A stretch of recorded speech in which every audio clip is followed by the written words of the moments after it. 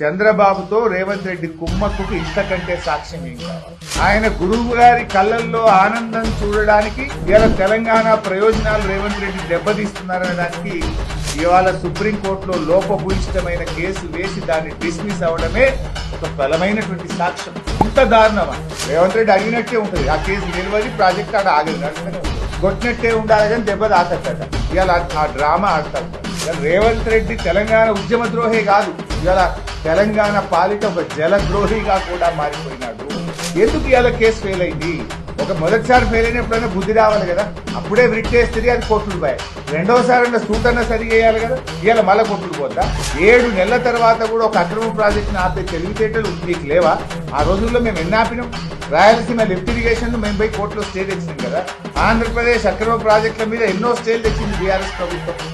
నువ్వు ఎందుకు ఆపలేకపోతున్నావు? అంటే ఈ లోపభూయిష్టమైన విధానం, అంతర్గత చంద్రబాబుతో ఉండే నీ ఒప్పందం వల్లనే ఇవాళ రాష్ట్రాల హక్కులకు దెబ్బ కలిగేటువంటి పరిస్థితి కనబడతా ఉంది.